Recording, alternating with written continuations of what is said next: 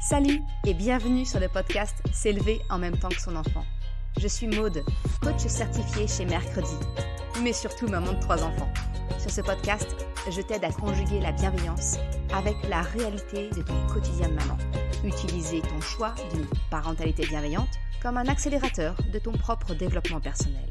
T'aider à changer de regard sur les situations que tu vis avec ton enfant pour t'en servir, pour grandir et apprendre sur toi. Hey, salut! Je suis contente de te retrouver aujourd'hui pour un nouvel épisode interview. Aujourd'hui, je suis très heureuse d'échanger avec Thibaut, qui est pet influenceur sur Instagram, TikTok et depuis peu sur sa chaîne YouTube. Et il est connu sous le pseudonyme de La Vie de Sora. Thibaut, en fait, il a 2 chiens qui s'appellent Sora et Tsuki. Et j'ai commencé à suivre son compte quand je me suis moi-même un petit peu renseignée sur l'éducation canine positive, parce que, comme je te l'ai expliqué dans l'épisode 0 de ce podcast, la bienveillance pour moi, alors certes, elle est arrivée par le biais de ma maternité, mais elle s'est très vite étendue ensuite à tous les domaines de ma vie. Que ce soit mon impact sur l'environnement, avec ma tendance maintenant vers le 0 déchet, que ce soit également pour prendre soin de moi, à travers les soins de ma peau avec la slow cosmétique, la communication non violente pour mes relations. Alors bien entendu, ça a commencé avec mes enfants, et puis ensuite ça s'est étendu beaucoup plus largement à mon compagnon et à tout type de relations. Et à un moment donné, dans ma vie, dans ma progression, je me suis interrogée sur mon rapport avec mon chat. Parce que non, je n'ai pas de chien aujourd'hui, mais j'ai un chat, Diesel. Et je me suis aperçue que effectivement, quelquefois, notre chat finissait par être un peu le souffre-douleur de nos émotions qu'on arrivait un petit peu à retenir entre nous. Et voilà, et ça se déversait sur le chat. Alors je sais pas toi si tu as un animal, tu vois, mais je me suis comme ça un petit peu interrogée en disant mais ok, quel que soit l'animal qui fait partie de notre famille, lui aussi, il a le droit à ce respect, à cette bienveillance. Bref, j'en suis arrivée à me renseigner sur l'éducation canine positive. Et j'ai commencé à suivre certains comptes, dont celui de Thibaut. Et ce qui a terminé, j'ai envie de te dire, de me convaincre de franchir le pas et d'oser contacter Thibaut pour lui proposer une interview sur le podcast, c'est quand il a publié une vidéo sur son compte Instagram où il parlait que sa propre gestion émotionnelle finalement avait impacté le comportement de son chien, notamment Sora. Alors tu le sais, toi qui me suis, mais les émotions, le fait d'apprendre, nous adultes, à mieux vivre nos émotions pour ensuite l'apprendre à nos enfants, c'est mon fer de lance, c'est vraiment mon objectif premier. Et j'ai voulu en échanger avec Thibaut, faire le parallèle un petit peu de sa propre expérience avec ses chiens. Donc quand j'ai vu ce Reels, ça a très fortement résonné en moi. Et donc, j'ai la joie que Thibaut a accepté d'intervenir sur le podcast pour en parler. Parce que finalement, qu'il s'agisse de nos enfants, de nos animaux, notre propre comportement, notre propre gestion émotionnelle, j'ai envie de dire, c'est finalement ça le levier d'action le plus puissant que nous avons pour obtenir une réponse chez l'autre, un comportement retour de nos proches, que ce soit ton enfant, ton animal, et même entre nous adultes. Bon bref, je vais pas te spoiler l'épisode d'aujourd'hui, je vais te laisser découvrir mon échange avec Thibaut. On a été très bavards, clairement on a été très très bavards, mais il y a vraiment des pépites, donc je t'invite à l'écouter, peut-être même en plusieurs fois, mais ça vaut vraiment le coup de voir ce parallèle qu'on peut faire entre le choix d'éducation positive que tu peux avoir pour ton enfant et puis l'approche qu'il y a également avec un animal. Sans plus tarder, j'arrête mon blabla et je te laisse découvrir mon échange avec Thibaut de La Vie de Sora. Bonjour Thibaut et merci beaucoup d'avoir accepté mon invitation sur le podcast. Bonjour Mercredi. Ça me fait plaisir de dire ça comme ça. Ouais, non, Maude, ça marche aussi. Maude, ça marche super bien. Dis-moi Thibaut, je t'ai brièvement présenté dans l'introduction, mais j'aimerais te laisser te présenter toi avec tes propres mots si tu veux bien. Si jamais les personnes ne te connaissent pas encore et souhaitent découvrir un peu qui tu es. D'accord, alors bonjour, je m'appelle Thibaut, j'ai 37 ans, ça fait un petit peu un peu alcoolique anonyme. C'est ça. J'ai essayé d'arrêter les podcasts depuis 2 ans, mais j'ai replongé. Non, plus sérieusement, voilà, j'ai 37 ans, j'ai plusieurs formations. J'ai suivi différents parcours professionnels. Là, actuellement, ma principale activité, c'est être pet influenceur sur plusieurs réseaux. D'abord TikTok, ensuite Instagram et après, j'ai ouvert récemment ma chaîne YouTube. Mhm. Je ne suis pas éducateur canin, pas encore, mais je ne le suis pas. Voilà, c'est pour ça qu'il y a plein de monde à chaque fois qui me demande plein de conseils, ce à quoi je réponds, je ne peux pas donner de conseils. Je n'ai pas la légitimité de le faire. Je peux donner éventuellement mon avis sur une situation, mais Ouais. c'est la seule chose que je peux faire. Je suis le propriétaire et alors propriétaire, maître, dog parent. Vous prenez le terme que vous préférez. Qui va? Voilà, c'est comme si souvent quand on vient me voir en me disant on dit pas maître, on dit pas propriétaire, je dis toujours oui, on dit pas voiture, on dit automobile. L'important, c'est qu'on se comprenne. Voilà, donc je suis le responsable de vie de deux magnifiques trésors. Un qui s'appelle Sola, qui a 2 ans et demi, et Tsuki, qui a 10 mois, dans 6 jours, alors à 11 mois. Donc, je suis absolument ravi parce que c'est au quotidien quelque chose d'extrêmement épanouissant. Je ne suis pas parent, voilà, je n'ai pas spécialement envie de l'être. En tout Mhm. cas, je n'ai pas eu comment ça s'appelle, la parentalité n'est pas venue frapper mon front obtus récemment. Faut te dire, Euh, viens, moi, viens. euh, donc voilà, exactement. Voilà, je n'ai pas couru comme ça dans la vallée, torse nu sous la pluie en espérant me faire foudroyer de la parentalité. Plus sérieusement, effectivement, je suis le cadet d'une famille très nombreuse, enfin très nombreuse. 6 enfants, et j'ai eu une enfance avec un père particulièrement brutal, alcoolique, euh, vraiment violent, et en plus de ça, qui ont eu qu'on s'appelle des croyances religieuses qui s'apparenteraient à l'assimilation à une secte. Vous Hmm. voyez, voilà, j'ai connu le harcèlement scolaire de manière particulièrement ardue et agressive à mon encontre, du Ouais. fait des croyances religieuses de mes parents. Donc ouais, j'ai un background sur l'enfance un peu compliqué. On a connu la faim, on a connu les expulsions, on a connu beaucoup de choses. L'abandon de la part de notre père également, qui a laissé derrière lui 5 enfants du jour au lendemain. Ouais. Oui, j'ai eu une enfance, bon, alors, on ne peut pas dire malheureuse non plus, parce que il y en a toujours plus malheureux que soi, mais on va dire un peu plus compliqué que ce qu'on espère, Ouais. qu'on souhaite Ce qu'on que les souhaite. enfants aient. Hmm. Voilà, on va Un dire ça comme début, on va ça. dire, dans la vie qui crée des fondations, voilà, ou bon.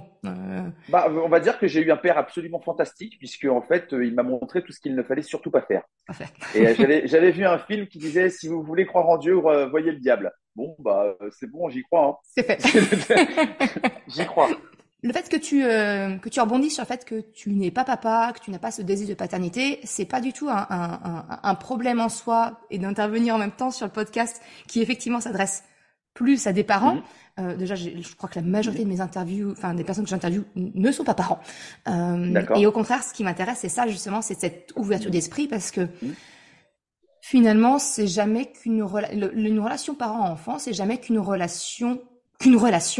Parce qu'avec toi, mhm, on va parler de relation d'être humain à animal, mhm, et que ce soit d'un être humain à un autre, que ce soit d'un adulte avec ou un enfant. J'ai envie de te dire, ça reste mhm, une relation, un échange, une interaction même.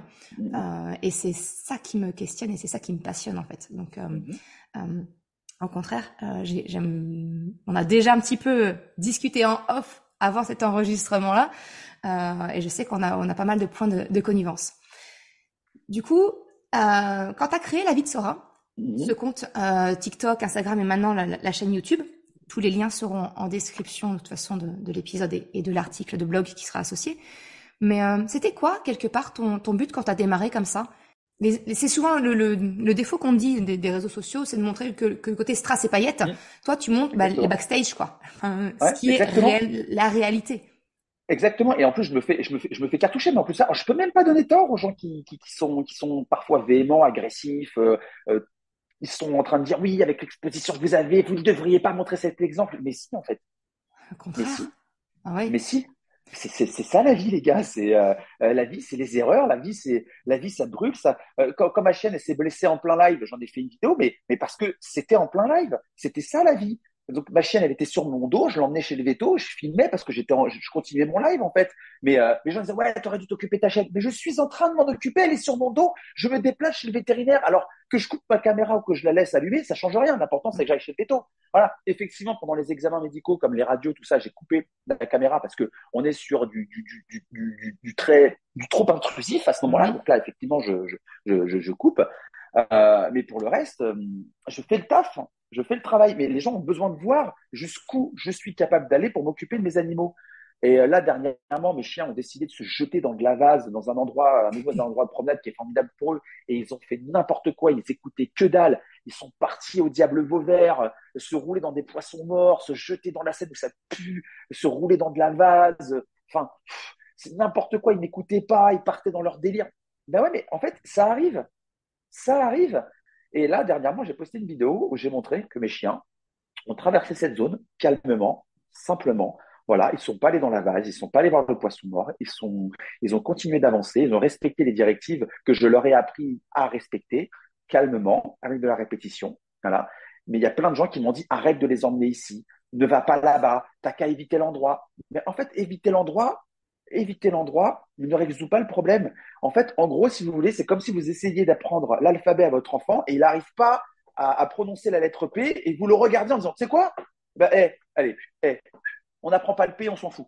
Allez, hop, on passe à autre chose. Mais non, mais en fait, le problème, il est toujours là. Euh, le jour où il va devoir dire Pentagone, vous allez dire comment tu vas t'y prendre? Comment on fait à ce moment-là? Voilà, quand vous allez vouloir lui faire prononcer proprioception, vous allez faire comment? Ce que je veux dire par là, c'est que éviter le problème n'est pas le résoudre. Exactement. Voilà. Et contraindre, obliger les chiens à obéir en les attachant, comme on m'a dit de faire, en fait, c'est pas les éduquer non plus, en fait. Le but, c'est que tout seul, ils ne fassent pas ce qu'il ne faut pas faire. Ou plutôt, il faut qu'ils fassent ce qu'ils doivent faire pour conserver leur liberté, le privilège de cette liberté. C'est pour ça, il faut qu'ils comprennent que cette zone-là est à éviter. Mais ils décident de ne pas y aller. Voilà. Là, on peut dire que le problème est résolu. Finalement, c'est ça le lien que j'ai vu, moi, quand j'ai commencé à suivre notamment ton compte, c'est que finalement, tu vois, dans la parentalité, souvent, on dit non, mais un enfant, ça doit obéir, il doit écouter ses parents, écouter ce qu'on lui dit de faire et faire tel qu'on lui dit. Et tu viens de dire exactement la même chose finalement, c'est que on attend aussi d'un animal qu'il obéisse, parce que c'est comme ça qu'on conçoit la chose. Mais en Mmh, fait, toi et moi, on explique aux gens qu'il y a une autre façon de faire. mmh, C'est, que ce soit exactement. d'expliquer à un enfant ou à l'animal Mmh, comment faire et qu'il décide par lui-même de ne pas avoir telle action ou tel comportement. Donc, tu as appris, tes chiens ont fait cette erreur, mmh, effectivement, d'aller dans cette mmh, zone peu recommandable, mmh, mais tu leur as appris que c'était pas la bonne décision. Et aujourd'hui, tes chiens, je pense notamment, je mettrai le lien, mais cette fameuse vidéo, on les voit, ils se promènent dans cette même zone sans mmh, pour autant être ni tenus en laisse ni rien, mmh. et ils traversent l'endroit sans y retourner. Et ce qui ne veut pas dire qu'ils ne vont pas y retourner. Ah bah non, sinon ça serait trop beau. Parce que mais parce que c'est pas figé. Vous savez, il y a quelque chose qui m'a toujours épaté. C'est quand les gens ils me disent, on est comme on est, on ne peut pas nous changer. Je trouve que c'est dramatique d'entendre une phrase comme Oui. celle-ci. Je la trouve monstrueuse d'inertie, en fait. Si vous voulez, on est là en train de dire que fondamentalement, on est comme on est et on ne peut pas changer. Chasser le naturel et revient au galop. Des trucs comme ça que vous entendez, mais qui sont pas possibles. Comme si j'étais la même personne qu'il y a une heure ou comme si j'étais la même personne qu'il y a un an, il y a 15 ans. Mais c'est faux. Et c'est pas parce que, effectivement, vous avez fait un long travail pour, par exemple, je suis quelqu'un de particulièrement impulsif et pendant des années, j'ai été très agressif. Mais vraiment, j'étais capable de vilipender quelqu'un dans la rue, à l'envoyer, mais vraiment, vraiment, mais. Donc j'ai fait un énorme travail là-dessus. Mes chiens d'ailleurs m'ont grandement aidé à ça. Ça ne veut pas dire que je vais pas un jour vriller. Ça ne veut pas dire qu'un jour je vais pas craquer. Voilà, parce que j'aurais passé une mauvaise journée. Mais est-ce que ça veut dire qu'en fait fondamentalement j'ai absolument pas changé, que après tout ça sert à rien de faire des efforts? Non, non, non. Parce que sinon, ça va remettre en cause toutes les fois où j'ai pas craqué, où je me suis comporté de manière tout à fait civile, que j'ai dû prendre sur moi, que j'ai pas cédé à mon envie, d'accord? J'ai Mm. préféré écouter mes besoins, donc le besoin de respecter l'autre, le besoin de m'exprimer convenablement, et que ce n'est pas parce que l'autre se comporte comme un andouille que je dois lui renvoyer l'appareil. Voilà. Voilà. je donne toujours des exemples très extrêmes parce que c'est toujours c'est toujours quand vous poussez la réflexion à l'extrême que vous voyez sa limite en fait. Ouais. Et je dis toujours quand les gens ils disent bah ouais mais tout le monde le fait, je dis ah, non, c'est pas parce que tout le monde le fait que ça veut dire que c'est bien de le faire. C'est-à-dire que la popularité d'une pratique n'en fait pas sa légitimité. Je pense qu'au milieu du XXe siècle, la première puissance économique avait des idées tout à fait particulières en matière de politique et de réflexion sur les droits civiques d'une certaine population. Je ne suis pas vraiment certain que parce qu'ils étaient 36 millions à avoir dit c'est une bonne chose, que ça veut dire ils étaient dans le juste. Voilà. Donc c'est pour ça Exactement. que je dis attention avec ce genre de réflexion. Donc ça Mm. pour dire que si vous voulez, à un moment, il faut être en mesure de pouvoir prendre un petit peu de voilà, un petit peu de distance par rapport à tout ça, et surtout être dans l'accompagnement, comprendre pourquoi en fait on applique cette règle. Et quand on vient vous dire le chien doit obéir, d'accord? Pourquoi? Bah parce que c'est comme ça. C'est pas une réponse. Ça. C'est pas une réponse. Parce que n'est pas une réponse. Voilà. Et je vois trop de parents. Je le vois dans la rue. Hein. Oui. Un jour, j'étais avec je pense que je t'avais raconté cette histoire. J'étais avec des abonnés qui sont venus me voir avec leur enfant qui est très fan de cela. J'ai organisé la rencontre, tout ça, voilà, et on a fait une promenade d'1 heure et demie, d'abord avec Suki et ensuite avec Sola. Et à un moment, Suki s'apprête elle s'approche d'un passage piéton et Suki sait qu'elle doit s'arrêter toute seule au passage piéton. Elle sait qu'elle doit s'arrêter. Mhm. Et moi, je lui dis rien. Mais elle s'approche très proche du passage piéton. Et l'enfant, qui devait avoir 5, 6 ans, commence à courir derrière ma chienne en lui disant non, non, non, non, non, non, non. Et ma chienne commence un petit peu à pas trop comprendre ce qui se passe et un petit peu à devenir un peu nerveuse. Et là, je regarde l'enfant et je lui fais calme-toi. Je lui dis pas arrête ça, je lui dis Mm. calme-toi. Déjà, c'est pas la même. Voilà. Je fais calme-toi. Et la maman, elle fait, ouais, il faut pas courir après le chien. Voilà. Et l'enfant, donc, il s'arrête et c'est tout. Voilà. Faut pas courir après le chien. Ce qui en soi n'est pas faux. Hein. Mais pourquoi? Et moi, je regarde le petit comme ça. Donc, j'attends que la maman ait fini. Hein. J'attends d'être sûr que la maman ait fini son discours. Et je vois que bah, y a pas d'explication. Et donc là, je pose un genou au sol parce que je parle pas aux enfants en étant debout. C'est un truc que je ne supporte pas. Ouais. Voilà. Je me mets toujours à leur hauteur. Voilà, c'est un réflexe que j'ai. Et en fait, je dis à l'enfant, alors je vais t'expliquer pourquoi il ne faut pas courir après un chien et pourquoi il faut rester calme. Et là, je lui fais l'explication. Je lui explique, voilà, qu'est-ce qui se passe si jamais il court après. Je lui pose la question. Je lui fais, toi, qu'est-ce que tu cherches en fait quand tu cours après? Pourquoi tu lui as couru après? Je demande à l'enfant, pourquoi est-ce que Mm. tu lui as couru après? Mais parce qu'en fait, j'avais peur qu'elle traverse. Je fais, d'accord. Donc, qu'est-ce que tu veux en fait? Je veux pas qu'elle traverse, d'accord. Donc, en fait, ce que tu veux, c'est qu'elle soit en sécurité. Il me fait, oui, c'est ça, d'accord. Je lui fais, donc, tu sais très bien que si elle est énervée, elle risque de ne pas écouter. Si moi, je me mets à te crier dessus, est-ce que tu vas être calme? Il me fait non. Je dis, bah voilà. Je fais, bah, c'est ma chienne, c'est pareil. Si jamais tu lui cries dessus, elle va pas être calme. Voilà. Et donc, je lui explique, en fait, la situation. Et en fait, Mhm. j'essaie de le faire parler. Je veux qu'en fait, il raisonne tout seul, en fait. Et c'est à peu près la même chose avec mes animaux. Je veux qu'ils raisonnent tout seuls. Alors, ça ne veut pas dire qu'ils vont pas faire des conneries. Mais mes chiens marchent tout seuls sur les trottoirs, ils s'arrêtent à tous les passages piétons, ils ne traversent quasiment jamais bêtement. Ça arrive. Oui, oui, ça leur est déjà arrivé. Hein. Mais comme je sélectionne mes horaires de promenade et mes endroits de promenade, ils ne sont pas nécessairement punis de la peine capitale lorsqu'ils font une erreur. C'est parce que c'est aussi ça l'éducation, c'est la mise en situation. Alors, le zéro risque n'existe pas. Si vous voulez ne rien risquer, alors il y a une solution pour ça, hein, c'est très simple, ne faites rien. Papier bulle, rester Voilà, cloîtré. ne faites rien. Absolument. Alors, vous n'allez rien réussir, mais vous n'allez rien risquer. Voilà, c'est ça qui est Ça. vachement bien, c'est que voilà. Et en fait, je dis toujours que bah voilà, c'est le zéro risque n'existe pas. Mm. Par contre, la mise en situation en limitant les risques, elle existe. Mais voilà, faut réfléchir et accepter que en fait qu'on le veuille ou non, le drame et la mort nous guettent à chaque instant. Et c'est vraiment la démonstration finalement que ce soit toi avec des chiens ou un parent avec son enfant, on Hmm. peut, enfin, c'est contre-productif finalement de vouloir absolument contrôler l'environnement, contrôler absolument tout pour prévenir d'un hypothétique risque de, alors que, comme tu l'as fait finalement avec ce petit garçon, c'est en expliquant les raisons du pourquoi, en expliquant, en accompagnant c'est quoi le bon comportement pour Mhm. maximiser les chances de sécurité. Mhm. Bah voilà, là Mhm. on donne de quoi construire, de quoi avancer intelligemment, j'ai envie de dire. Bien sûr, et puis après, c'est toujours la même chose, si vous voulez, il n'y a pas de méthode ultime, il y a pas, en fait, le problème, si vous voulez, c'est que la plupart des gens, que ce soit des parents, des maîtres de chiens, propriétaires, encore une fois, prenez celui que vous préférez. Alors, vous savez quoi, on va faire simple. Des parents humains ou des parents chiens, si vous préférez. Euh, il y a toujours cette volonté, mais ça c'est très culturel, hein, c'est très culturel. Il y a toujours cette volonté du zéro risque. En fait, je faisais cette réflexion comme ça à un client dernièrement. Je lui disais qu'aujourd'hui, l'humanité répond à deux dieux qui sont vraiment tout puissants dans notre société moderne. C'est Phobos et Phtonos. Phobos, c'est la peur, Ouais. et Phtonos, c'est l'envie. Et en fait, aujourd'hui, vous avez une forme de réflexion où les gens passent le plus clair de leur temps à céder à leurs envies au mépris du besoin. C'est-à-dire que normalement, le besoin devrait être prioritaire. Hein. Et en fait, on fait ce qu'on a envie. Et ça se voit dans l'éducation, hein. C'est-à-dire que le besoin nous indique qu'il va falloir qu'on prenne du temps, qu'il va falloir qu'on explique, qu'il va falloir qu'on s'arme de patience et qu'on accorde ce temps absolument, mais on n'a pas envie de le faire. On n'a pas, voilà, la Donc, facilité. Donc voilà.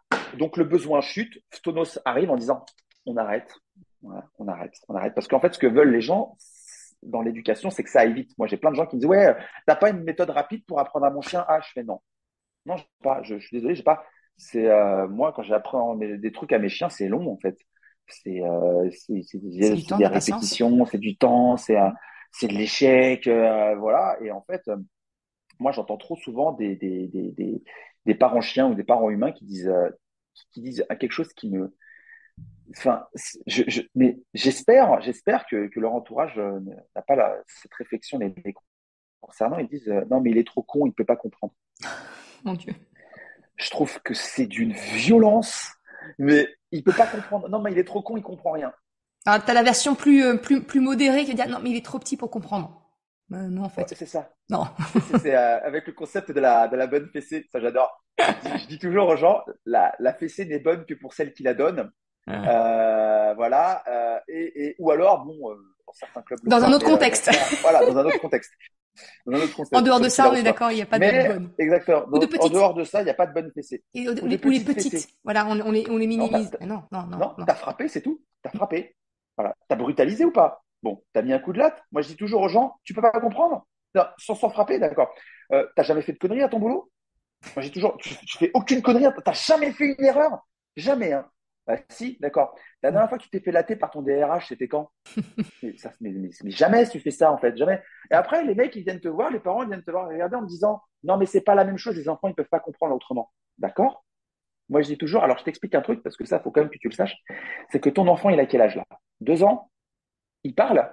Bah oui, d'accord. Il parle. Il marche. Non. Euh, il est allé à l'école? Non, il y a encore trop. D'accord. Pourtant, il parle. D'accord. Ta femme, elle est japonaise? Ouais. Toi, t'es quoi? T'es français? Ouais. Donc, il parle les deux langues? Ouais, ouais. Donc, tu es en train de me dire que ton gamin, il a appris à parler le français. Il a appris à parler le japonais, à faire la différence entre les deux langues, sans lire et sans écrire, juste en te regardant. Hein. Il a saisi les nuances du passé, du présent, du futur. Alors, de temps en temps, il fait quelques coquilles, hein, on est d'accord. On est d'accord, mais oui. Voilà. Mais en attendant, il parle. Et juste en te regardant, juste en t'observant. Voilà. Il a su marcher. Il sait utiliser des objets. Malheureusement, parfois un peu trop bien d'ailleurs. Et tout ça juste En regardant. en regardant, en adaptant, en essayant, en comprenant. On vient pas me dire, ne vient pas me faire croire qu'il ne comprend pas quand tu lui parles. C'est juste, et c'est triste à dire, et ça fait faire super mal. En fait, c'est pas lui qui est trop con, c'est toi qui expliques mal. Et ça, c'est dur, hein. C'est dur hein, de s'entendre comme ça. En fait, j'explique mal. C'est tellement plus facile de dire que c'est de la faute de l'autre. Tu vois, c'est tellement plus facile. C'est toujours Tu plus vois? simple d'accuser l'autre plutôt Ben que oui. d'accepter la remise en question. Hum, Enfin, hum, c'est inconfortable. Et moi, c'est ce que je considère vraiment, c'est que en tant que parent, je grandis par les remises en question que me procurent mes enfants tous les jours. Il n'y a pas hum, un jour où ça vient pas bousculer une croyance que je peux avoir, une idée reçue, peu importe. hum, Et c'est ce que j'ai cru comprendre que tes chiens aussi avaient impliqué chez toi, hum. cette remise en question. Euh, Bah, ceux-là, ils bouffaient tous les chiens. De 6 mois à 12 mois, quasiment, il attaquait tout ce qui bougeait. Chiot, mâle, femelle, c'est peu comment ça importe. s'appelle? Ah oui. Et puis alors, en plus de ça, mon chien, c'est pas la moitié d'une huître. Donc, si tu veux, il a développé une technique tout à fait particulière pour arriver à blesser le chien d'en face ultra rapidement, méthodique. C'est-à-dire que peu importe la taille du chien, si tu veux, il avait le dernier mot et en 3 secondes. Hein. C'était un enfer. C'était infernal. Et parce qu'il a été traumatisé et j'ai été traumatisé. Mm. Et parce qu'on était traumatisé, nous n'arrivions pas à régler le problème. Mm. Voilà. C'est pas mon chien qui n'y arrivait pas, c'est on n'arrivait pas à régler le problème. Mon chien était agressif parce que je l'ai rendu agressif. Mm. Ce n'est pas l'attaque qu'il a subie qui l'a rendu agressif. C'est le comportement derrière, généré par mes soins, qui l'a rendu agressif. Il faut comprendre une chose, c'est que dans le règne animal, la violence fait partie du règne animal, qu'on le veuille ou non. La violence fait partie du règne. Elle est extrêmement rare. C'est très rare. En fait, on a pris le terme humanité pour désigner le nec plus ultra de la gentillesse, de l'amour et de la compréhension de l'autre. Excusez-moi, les gars, juste regardez autour de vous. Voilà. Mm. Voilà. Juste, voilà. Moi, je dis toujours, regardez autour de vous et arrêtez d'utiliser le mot humanité. Quand les gens disent, ouais, les animaux sont plus humains que les êtres humains, arrêtez de me parler de l'humanité comme d'être plus ultra de la tendresse, de la gentillesse, de l'amour, parce que c'est pas vrai. Voilà. Et par contre, on a pris l'animosité pour décrire cette espèce de brutalité aveugle et sans aucune forme de réflexion. Alors qu'en fait, déjà, chez les animaux, oh non, mais, voilà. C'est un vrai switch Chez en les fait. animaux, non, mais c'est clair. Les animaux, en fait, se fument très peu entre eux. Mais voilà. Nous, quand on regarde des reportages animaliers, en fait, on nous montre beaucoup ça, alors qu'en fait, c'est très peu ça. C'est très très peu ça.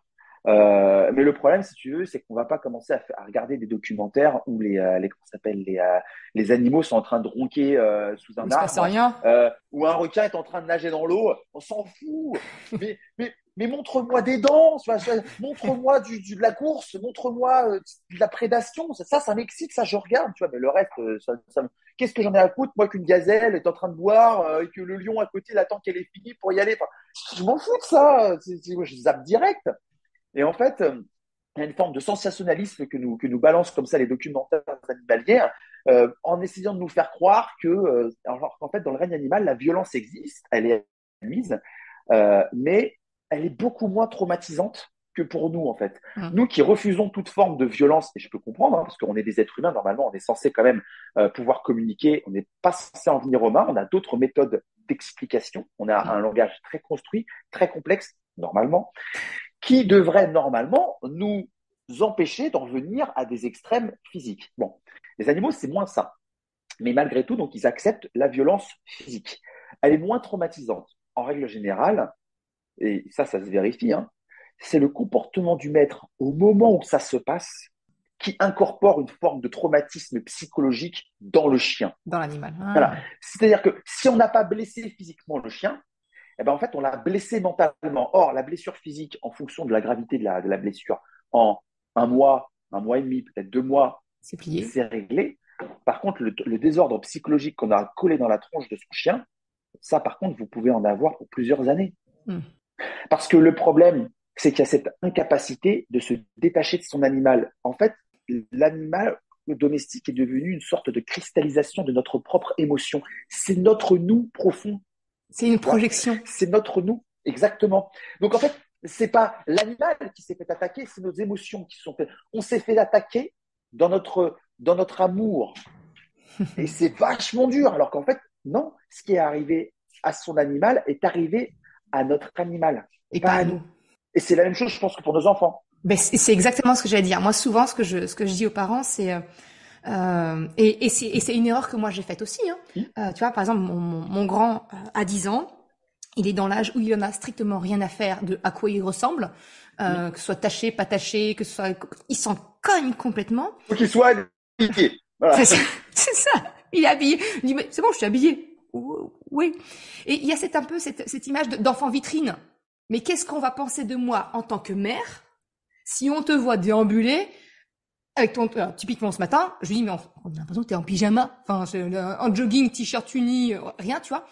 Et quelque part, que ce soit nos animaux alors, ou notre enfant, c'est comme s'ils étaient une vitrine de la valeur que l'on a nous. Et ça, faut arriver à s'en couper, en fait, à s'en défaire. Parce que ça n'a rien à voir. Et c'est dur, hein, tu vois, par exemple, parfois, comme mes chiens sont sans laisse, et je vois des gens comme ça qui changent de trottoir. tout de suite, comme ça. Mm. Voilà. Bon, avant, ça me choquait vachement. Je me disais, mais attendez, qu'est-ce que ça veut dire? Mais je suis quelqu'un de... Oui, mais en fait, la personne, elle change de trottoir parce qu'elle a peur de tes chiens, pas parce qu'elle a peur de toi. Toi. Voilà, c'est tout. C'est comme ça, c'est pas autrement. Moi, je vois parfois des propriétaires et aussi, en fait, on apprend à nos animaux à avoir peur. Il faut comprendre une chose, et ça, c'est vachement important. Il y a deux peurs génétiques. C'est-à-dire que c'est vraiment inscrit dans le patrimoine génétique, d'accord, chez les mammifères. Tout le reste, ce sont des peurs apprises par l'éducation, l'expérience, la culture chez les êtres humains. Et encore, je dis chez les êtres humains, mais les orques aussi ont une culture, il faut quand même le savoir.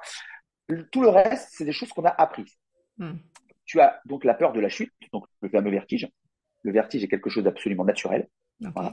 C'est la peur de chuter. Et tu as la peur des très hautes fréquences, c'est-à-dire que quand on te fait peur, tu te mets à hurler. Okay. Ben, en fait, c'est un mécanisme de défense naturel. J'ai incorporé dans le code génétique. Normalement, c'est censé faire fuir le prédateur. Alors, quand tu es tout seul à te mettre à gueuler, si tu veux, très souvent, ça excite même un peu le prédateur. Par contre, si vous êtes tout un troupeau à vous mettre à gueuler comme des possédés, si vous voulez, là, ça fait super peur. Mm. C'est-à-dire qu'une tribu de singes qui va se mettre à hurler devant un jaguar peut le mettre dans un état de stress et celui-ci peut être capable de ne plus réfléchir comme il aurait été capable de faire. Mm. C'est pour ça qu'il attaque en silence et par surprise. Donc, si tu veux, en fait, en gros, tout le reste, c'est des mécanismes de peur apprise. C'est-à-dire que la peur du chien, tu l'as apprise. Mm. Alors, tu vas avoir des gens qui remettront toujours en cause la science parce qu'ils préféreront rejeter des études, des constats, parce que ça va les obliger à se remettre en question. Mm. Parce qu'ils vont dire, ah mais non, moi, mon enfant, il a peur des chiens, mais depuis tout le temps, et c'est comme ça. Il a toujours eu peur des chiens. Bah non, il n'a pas toujours eu peur des chiens.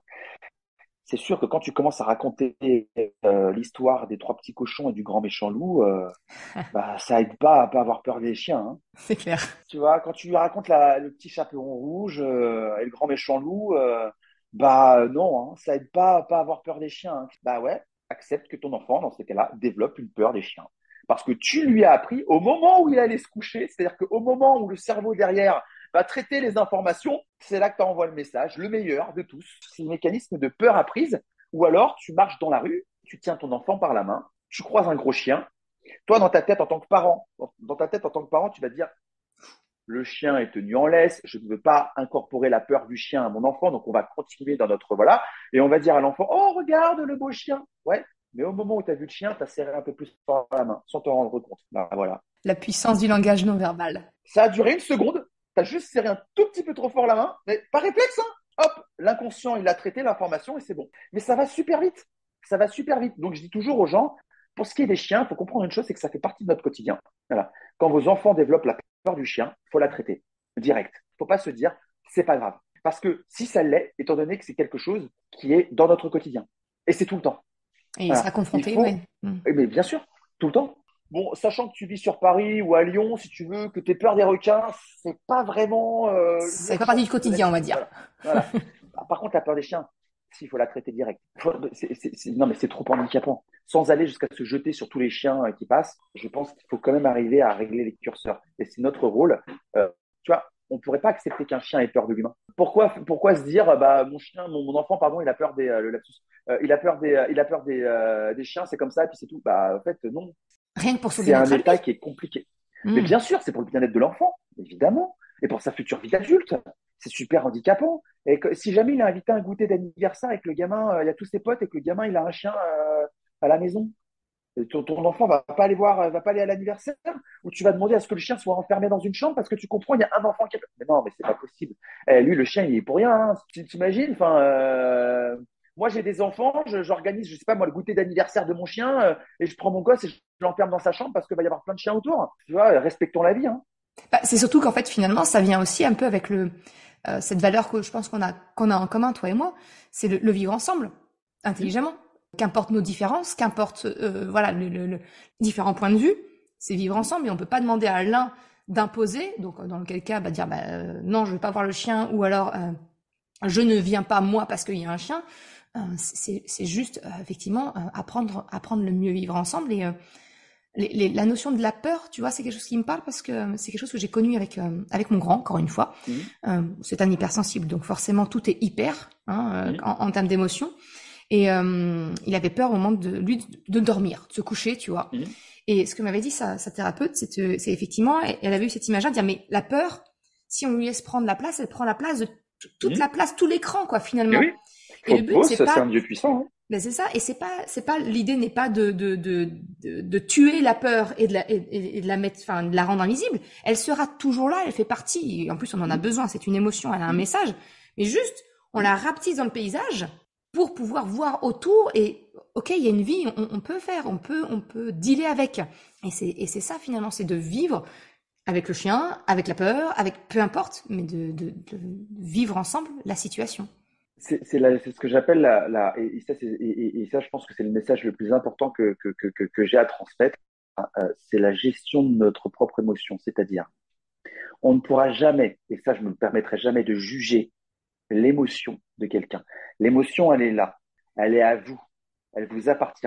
Et c'est parce que nous sommes des êtres d'émotion que nous ne sommes pas des machines. C'est beau, des émotions. Que ce soit la peur, que ce soit la joie, peu importe laquelle, l'angoisse, toutes les émotions, qu'on le veuille ou non, sont belles. Par contre, on peut vous reprocher les actions qui découlent de ces émotions. Ah oui. Voilà. Ça, je le dis toujours. Ça, je le dis toujours. On ne peut pas vous reprocher d'avoir peur. Par contre, je peux te reprocher d'avoir écrasé une guêpe parce que tu as peur. Voilà. Voilà. Tu peux pas savoir. C'est un podcast, on me voit pas, mais j'ai un Ouais. sourire béat pendant que tu parles parce que c'est exactement le message que j'essaie de faire Voilà. passer. Ce pourquoi moi je me Mm. suis spécialisée vraiment dans la gestion des émotions, et c'est le message que je serine à ceux qui m'écoutent et à mes enfants en l'occurrence, où je leur explique bien. Il y a une émotion, comme tu le dis, on la contrôle pas. Une Mm. situation va générer chez la personne telle ou telle émotion, et Mm. ça c'est dépendant de chacun. Donc ça, on peut pas avoir de prise dessus. Par contre, comment on vit cette émotion et Mm. comment on l'exprime, ça c'est de notre ressort, c'est du ressort de la personne. Et là, on peut agir dessus. On peut agir de comment on exprime cette émotion. Comme tu le Mm. dis, fracasser la tronche de la guêpe qui a rien demandé à personne, Ouais. ou juste dire, Oui, mais parce que j'ai peur. oui, mais non. Tu sais, la justification, parce que en fait, c'est ça que je trouve extraordinaire, c'est la capacité de l'être humain à justifier l'application de la peine capitale juste parce qu'il a peur. Ah, C'est vraiment, mais tu sais, ça, c'est vraiment quelque chose que je trouve fantastique. C'est la capacité qu'a l'être humain, et en plus de ça, pour lui, c'est normal. C'est logique. Mais en plus de ça, il te regarde, mais comment ça se fait que tu comprennes pas que j'ai tué parce que j'avais peur? Mais, mais comment tu peux me le reprocher? Répète la phrase 7 fois, s'il te plaît. Tu la répètes en boucle 7 fois. Voilà. J'ai tué un être vivant parce que j'avais peur. Répète-le pour voir 7 fois. Et et en fait, à un l'absurdité, c'est moment, qui à la la comprend septième pas? fois, voilà, à la septième fois, la personne est en train, ouais, mais c'est pas pareil. C'est qu'une Eh, guêpe. non, mais ouais, c'est ça, c'est qu'une guêpe. Ouais, c'est pas pareil, c'est qu'un chien, c'est pas pareil, c'est qu'une antilope, c'est pas pareil, c'est que. Là, comme si ça n'avait aucun prix, aucune valeur, tu vois. Et en fait, je dis toujours, non, tu vois, moi, je tue pas les araignées chez moi. Hein.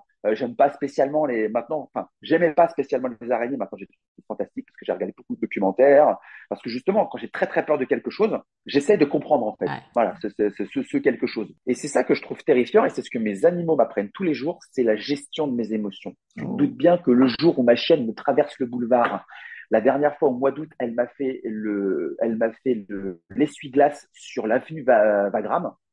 Donc c'est une double voie. Hein. Elle m'a fait, je traverse une fois, je traverse 2 fois, je traverse la troisième fois, et elle est revenue me voir le quatrième fois. On serait au mois de septembre. Aujourd'hui, ce serait un requiem pour ma chienne. Bon, on était au mois d'août, donc il n'y avait personne. Je crois que sur le moment, si tu m'avais mis une olive entre les fesses, je te faisais pas un lit d'huile. Niveau émotion, on devait être pas mal. Tu crois que je suis pas sorti dans mon dos, j'étais trempé de sueur. Tu crois que j'ai hurlé? Tu crois que j'ai crié sur mon chien? Non. J'ai posé un genou au sol et j'ai appelé ma chienne calmement. Et j'ai attendu qu'elle revienne vers moi. Alors que je peux t'assurer que intérieurement, mais j'étais au bout de mon existence, quoi. Je veux bien croire. Mais vraiment, c'est-à-dire qu'à ce moment-là, il faut comprendre une chose, c'est que c'est une prise d'otage. Le problème, c'est que si tu cries, tu énerves ton chien. Si tu énerves ton chien, il continue de faire sa dinguerie. Jusqu'à ce que tu arrives à un moment, t'as beau être au mois d'août, il y a quand même des voitures. Tu dois couper ton système limbique, c'est-à-dire ta machine à émotion. Je vous invite à aller vous renseigner sur ce que c'est que le système limbique et vous comprendrez mieux la peur, et du moins son mécanisme. Mm. Et laisser ton cortex préfrontal, donc comment ça s'appelle, le siège de la rationalité, c'est lui qui doit prendre le lead à ce moment-là. Pourquoi? Parce que ce que tu veux, ce qui doit se passer maintenant, là, tout de suite, c'est que ta chienne revienne te voir. Si tu cries, si tu t'énerves, si tu cours après, si tu fais... en fait, c'est perdu. Voilà. C'est Tu as mort. perdu. C'est bien choisi comme terme. Oui. C'est Ouais, dans mort. ton cas, ouais, effectivement. Au sens propre. Voilà. Donc, tu dois rester calme. Et dans ta tête, il faut que tu te dises, voilà, elle doit revenir. Tu te calmes. Tu prends une position basse. Tu prends une voix calme. Tu attends qu'elle revienne et tu bouges plus. Voilà. Elle finira par revenir, de toute façon. Et en fait, il y a quelqu'un sur mon live qui me disait, mais pourquoi tu cries pas? En fait, parce que ça sert à rien de crier. Le volume sonore ne fera qu'amplifier le problème. Bien La sûr. seule personne que ça va soulager, c'est toi et ton système limbique. C'est tout. Exactement. Voilà. Tu ne fais que te soulager toi en aggravant le problème. Voilà. Et c'est le plus difficile. Mes chiens m'ont appris à me taire. Ouais, Voilà. mais ça, c'est Mes parce que chiens, t'as été ouvert à cette remise en question-là. ben oui. Hein. Mais parce qu'en fait, je me suis retrouvé dans des situations pas possibles. La mise en situation. Quand tu m'as demandé c'était quoi la base de mon éducation, c'est la mise en situation. C'est tout. L'essai erreur. Voilà. C'est là, ouais, bah ouais, mais ça comporte des risques, hein. Bah oui. Oui, Mais c'est oui. comme ça qu'on C'est apprend en plus. Enfin, on n'apprend pas quand on fait tout bien du premier coup. Enfin, on ne retient rien si tout se passe bien du premier coup. C'est juste utopique. Par contre, effectivement, tester un truc, se planter, bah, faire différemment, se replanter, refaire différemment. Ah, là, il y a un début de réponse. On s'approche de ce que je veux comme comportement, par exemple. Bah là, on s'approche d'un truc. C'est le test and learn. On parlait en off, toi et moi, que effectivement, je te demandais comment tu nommais l'éducation que tu donnais à tes chiens. Et on parlait d'éducation positive, mais je suis d'accord avec toi. Mhm. Le terme d'éducation positive, c'est un terme un peu... c'est galvaudé aujourd'hui. ouais, voilà, et c'est pour ça il y a beaucoup de critiques aujourd'hui, alors que ce soit en parentalité ou même éducation canin. C'est parce que ça devient un dogme, ça devient l'obligation de résultat, de perfection. Mais punaise, la vie, c'est le fameux parfaitement imparfait, c'est se tromper, c'est... Mhm. Donc toi, ce que tu dis, ouais, effectivement, c'est l'éducation par l'expérience, par la répétition. Exactement. Et puis accepter que, tu sais, que tu disais, ouais, en fait, faut tenir les chiens en laisse parce qu'on sait jamais ce qu'ils pourraient faire. Ouais, ils sont trop instables et trop imprévisibles. Moins que les êtres humains, et pourtant, tu n'attaches pas les êtres humains. Non, c'est pas vrai. Ah bon?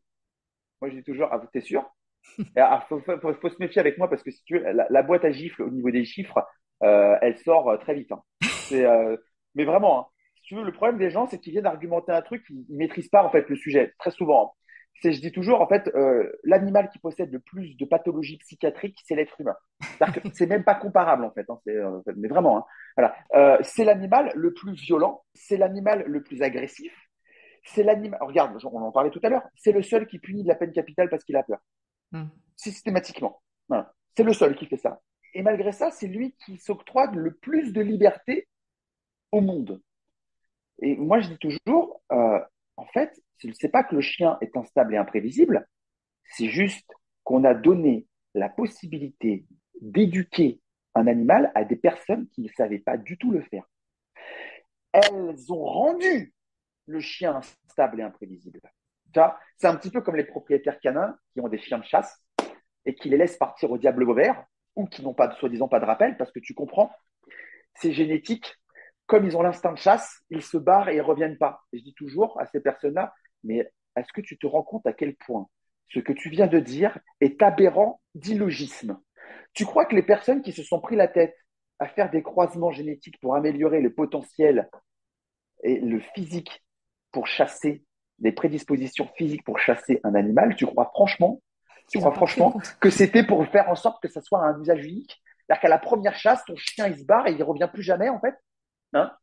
Quand tu vois le prix que ça coûte, un chien de chasse, tu crois que le mec qui a créé comme ça les gars, c'était genre, je chasse mon chien et puis, bon, il me tue une proie et après, je ne revois plus. Mais bon, j'ai la proie, moi. Hein, mais ça se passe pas. C'est pas vrai. Un chien de chasse, je vais même te dire un truc, il y a même il y a plusieurs types de chiens de chasse, dont un qu'on appelle le chien d'arrêt. Et tu sais pourquoi on appelle ça un chien d'arrêt? Non? Parce qu'en fait, il est arrêté, tu tires ton coup de feu, une fois que le coup de feu est parti, vas-y.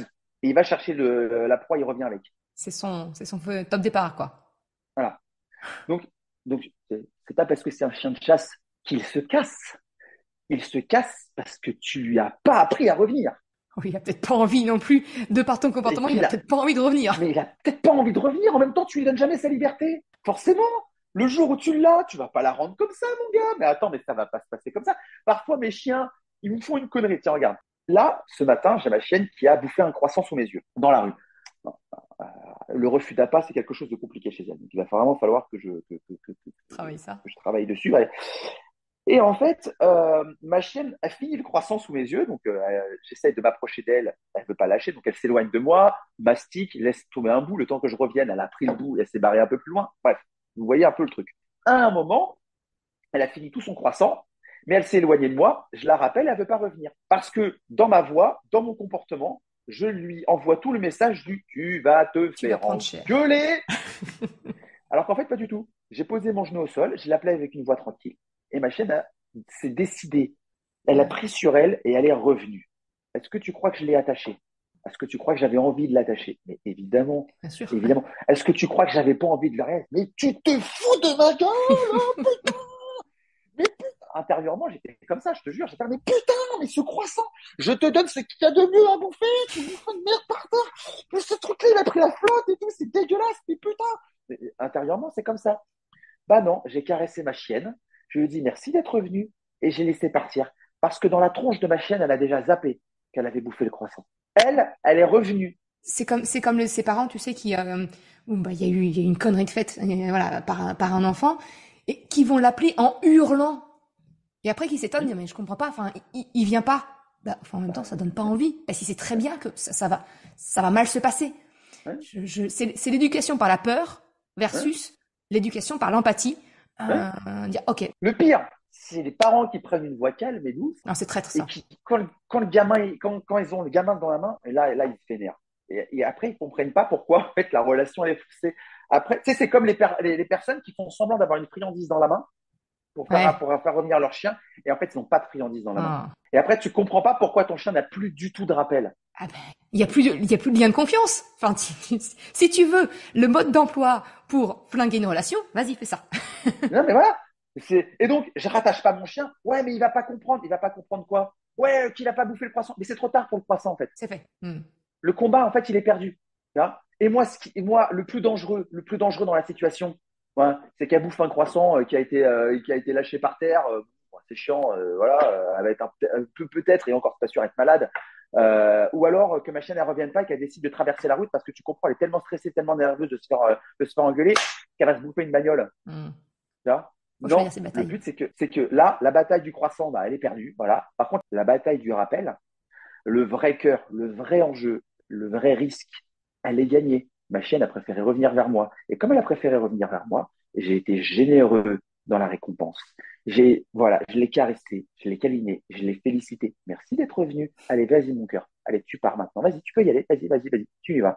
Et là, le chien, il fait, ah putain, mais en fait, quand il me rappelle, même si j'ai peut-être fait une connerie, je me fais pas engueuler. Et ouais, parce qu'en fait, c'est pas la même bataille. Finalement, ce que tu dis, et moi je vois carrément le lien avec une relation avec un enfant, c'est que finalement, ce que tu dis, c'est du renforcement positif pour nourrir une relation de confiance. Bien, parce qu'en plus de ça, je vais t'expliquer quelque chose. Les gens, ils vont venir te voir. Ouais, mais dans ces cas-là, ils se foutent de ta gueule. Bon, déjà, un chien se moque pas, hein. Déjà, faut bien se mettre dans le crâne une chose. Il n'existe que très peu d'animaux qui soient capables de se moquer.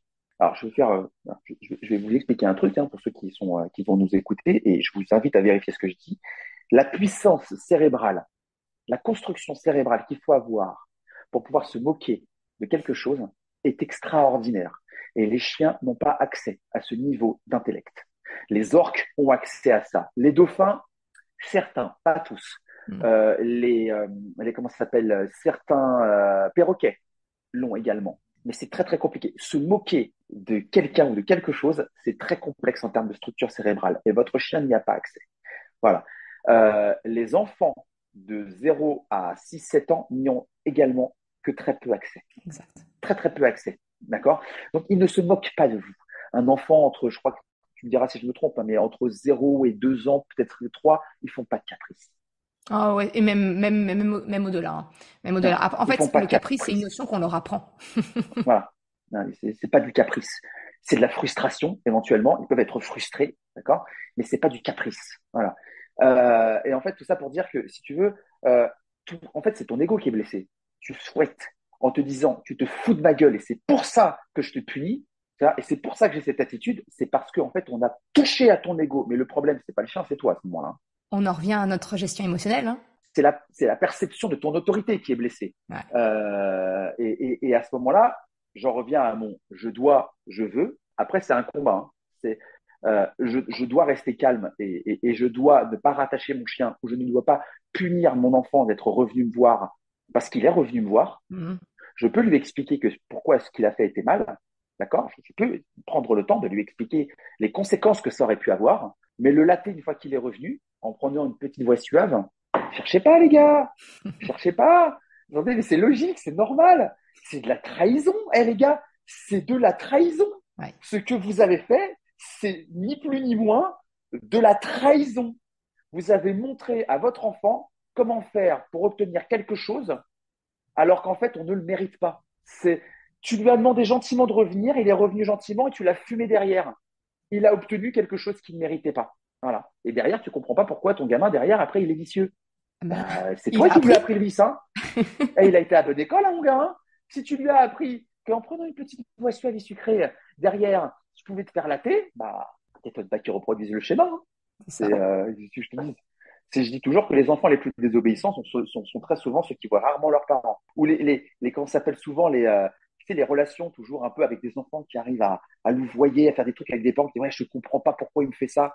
Moi, un jour, j'avais une cliente comme ça qui me disait ouais, je comprends pas pourquoi ma fille a fait ceci, je comprends pas pourquoi ma fille a fait cela. Et tout. D'accord. C'est quoi le groupe musical préféré de ta fille? Regarde, me fait comment ça? L'artiste musical qu'elle préfère. Je sais pas, elle écoute pas beaucoup de musique. Je fais, je sais pas. Il y a 20 minutes, tu m'as dit qu'elle écoutait toute la soirée la musique trop fort dans sa chambre. Donc, ne me dis pas qu'elle écoute pas de musique. C'est quoi l'artiste qu'elle préfère? Je sais pas. Voilà. Déjà, comment tu fais pour pas savoir ça, en fait? Tu te plains qu'elle écoute la musique trop fort, mais tu sais même pas son artiste préféré. Comment c'est possible? Comment c'est possible? C'est quoi sa couleur préférée? Hein? C'est quoi son sport préféré? C'est quoi son activité préférée? Ça me fait halluciner de voir des parents qui ne savent pas ce que l'enfant préfère. Comment c'est possible? Normalement, tu es censé vivre avec lui. Comment c'est possible? Oui, mais ça, c'est le... T'as pas le temps. C'est ça. C'est le grand drame, c'est souvent qu'effectivement, on confond tant de qualité et tant en quantité avec son enfant, mais juste de s'intéresser à ce que fait son enfant, à c'est quoi ses passions. Déjà, c'est ça qui crée une connexion et qui fait que ton enfant sera peut-être plus à même de t'écouter toi quand ça sera le moment venu. Il y a une telle, je suis désolé pour l'expression que je vais dire, mais je suis désolé, hein, vraiment, je présente les plus sincères je suis désolé de ce que je vais dire, mais il y a une telle masturbation intellectuelle autour comment ça s'appelle, de l'autorité, en fait. Oh, oui. Il y a vraiment, tu sais, entre ceux qui ne veulent absolument pas faire preuve d'autorité parce que c'est difficile de bien doser, donc comme c'est difficile de bien doser, quand est-ce que c'est trop, quand est-ce que c'est pas assez, dans ces cas-là, on délègue à autre. Ça me fait halluciner les parents qui disent si jamais tu fais pas ça, je vais appeler un tel. Oh mon Dieu. Hein. Quand papa va rentrer, tu vas voir. Attention parce que le monsieur va te gronder. Mais c'est pas au monsieur que le mec, ton gamin ne connaît pas, tu vois, qui doit te gronder en fait. Enfin, tu vois, tu fais quoi là? D'où tu délègues, d'où tu délègues un truc aussi important. Enfin, ça, c'est un moment. C'est quoi là? Moi, je suis dans la rue, je dis pas à mes chiens, tu vas voir que le mec en face, il va te fumer. Mais ça va pas, non? Explique à ton gamin pourquoi faut pas le faire, mais tu commences pas à dire que c'est quelqu'un d'autre qui va le punir. Tu vois, tu me fais quoi là en fait? Comment ça se passe? Et donc, ça c'est des choses comme ça qui me font, qui sont ultra violentes en fait, qui sont ultra violentes. C'est en fait l'autorité, le cadre. Déjà, pour commencer, il faut arrêter d'imaginer. En fait, souvent, quand on voit le cadre et l'autorité, on voit quelque chose de fixe. Non. Mais en fait, c'est pas du tout quelque chose. En fait, moi, je dis toujours qu'en fait, l'autorité et le cadre, en fait, c'est une bulle de savon. Tu vois, elle doit être aussi protectrice qu'une bulle de savon, mais aussi perméable qu'une bulle de savon. À un moment, c'est important qu'elle puisse sauter cette bulle pour pouvoir derrière reprendre une autre forme qui soit plus adaptée à la situation et à l'être qu'elle englobe. Tu ne peux pas avoir la même taille de bulle de savon pour la même personne parce que cette personne change. Ça doit être, pour moi, c'est ça que j'appelle le cadre bienveillant. Finalement, tu vois, c'est cet espace où il y a des règles parce que c'est nécessaire pour assurer la sécurité aussi, tout simplement. Bien sûr. Mais suffisamment flexible pour s'adapter au couple parent-enfant dans mon cas, et qui se construit ensemble. C'est pas juste de l'autorité, c'est comme ça, point final. C'est, ok, bah c'est quoi ton besoin à toi? Moi, mon besoin à moi, c'est ça. Il est où le compromis? Et c'est comme ça qu'on arrive à avoir cette fameuse bulle que tu expliques, qui reste flexible. C'est pas un truc figé. De toute façon, c'est pas possible. L'enfant, il grandit. Et donc, la relation grandit aussi et tout bouge. Mais qu'importe finalement qu'on parle d'un enfant ou d'un chien, le cadre, il est flexible. C'est pas qu'il est flexible, c'est qu'il s'adapte. Exactement. Et en fait, et je donne toujours cet exemple de bulle de savon en disant, c'est censé protéger, d'accord, mais protéger de quoi et pourquoi? Par exemple, tu vas dire à un enfant, mets pas ta main dans l'eau bouillante, c'est dangereux. C'est dangereux. Mais comment tu veux qu'il sache que c'est dangereux? Dangereux par rapport à qui? Par rapport à quoi? C'est quoi dangereux? Déjà, c'est quoi la notion de danger en fait? Je lui montre, je veux qu'il comprenne sans risquer de le blesser. Parce qu'à Sans aucun mettre en moment, danger, bien sûr. je n'ai pas pris la main de mon frère et je ne l'ai pas mis au-dessus de la vapeur. J'ai dit à mon frère, tu peux mettre ta main au-dessus, je mets ma main à ce niveau-là et je vais te demander de ne pas descendre plus bas que ma main.